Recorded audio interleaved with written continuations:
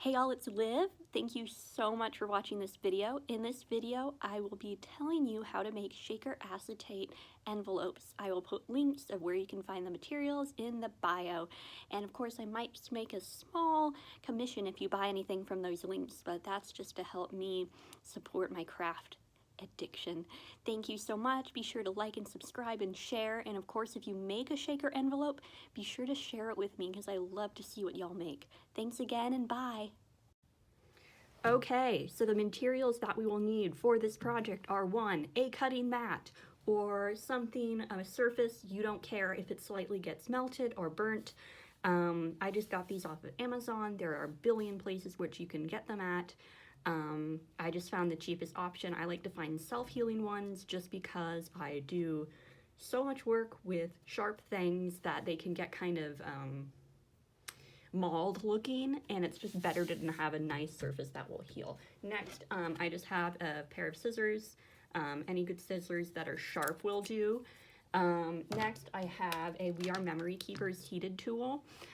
This is not the foil quill tool. I don't remember the specific name, but I will find it and link it in the description of this video.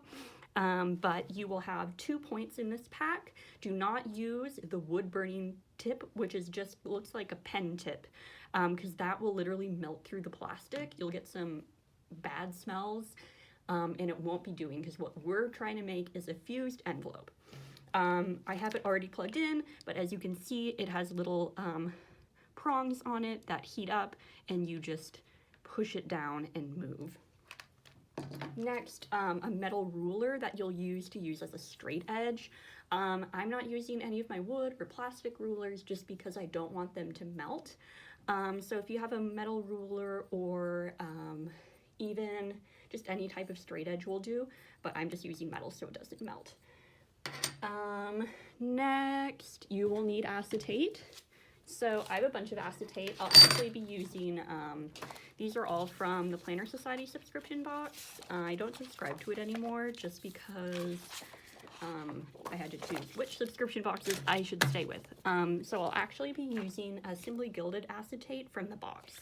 I have a bunch of these, and what I like specifically about these is that it's already pre-folded, so you don't have to kind of worry about folding it and making sure it's a perfect line.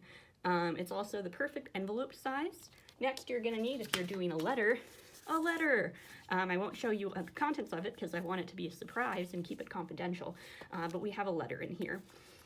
Next, if you want to put in sequins or glitter, I have a bunch of sequins. I got these off of Joann's, I think. But you can get really sequins anywhere. You can get a bunch of them at AliExpress for not that expensive, or Amazon. So I just have some that fit the theme. I'm adding some goodies to this, so I thought I would kind of go with this space theme, but also with these Pendleton postcards, which I really love the color of, and I think it will work nicely with this box. I have just some more embellishments, a little bit of a lace. I got this off of AliExpress. It is cheap, so I use it. And then I have a piece of paper that I'll also be cutting out to put in this envelope. This is from Die Cuts with a View. I don't remember, this is from a couple years ago. The issue when I buy discount paper at like Tuesday morning is a lot of the time it's been discontinued. If it is still online, I'm gonna find it and link it in the bio. And then I have tape, and I think that's about it in terms of materials that I will be using for this. Of course, you will need stamps, an address label, and something, a sticker to write on with that, the address of your person. Of course, if you're making this for just as a fun insert in your planner or anything else like that, you can do whatever you want. So. Okay, so my tool has warmed up. I switched out a ruler to become a flat ruler because the other one just didn't work. I don't know what I was thinking. I haven't had my morning coffee, except I don't drink coffee. So that's the issue. So you're gonna take your straight edge. You're going to take your Fuse It tool. I wish it had the name on it. And then you're gonna do slow passes with this.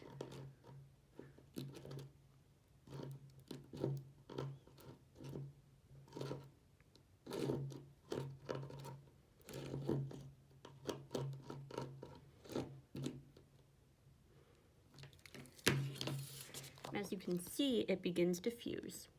Oh, there we go. So, and so I don't bore you guys, I'm just gonna do these two edges before I put in the other side, or before I put in the letter. It's important actually to do both sides of the fusing just to make sure it fuses on all the sides because it will be going through the mail. Again, if you're not sending this through mail, you don't need to do both sides. So let me just finish this and I'll show you what I do next. Okay, so I have successfully fused both the sides of the acetate envelope. I did passes on both sides and I made sure that everything is nice and melted together. Again, both sides, that's what you're going to need to do if you're sending it in the mail. Next, I'm going to take my envelope or my letter and place it into the envelope. See if I can do this elegantly. Probably won't, but you know what? Oh, I can do it nicely. And then I'm just gonna make sure this gets in there. Okay. So as we can see, we have the goodies in the envelope. And next, I'm gonna add some sequins because, I mean, if it's clear, uh-oh, we had some friends pop out. If it's clear and I can put sequins in it, I will. Because who doesn't want to get a sequined Happy Mail?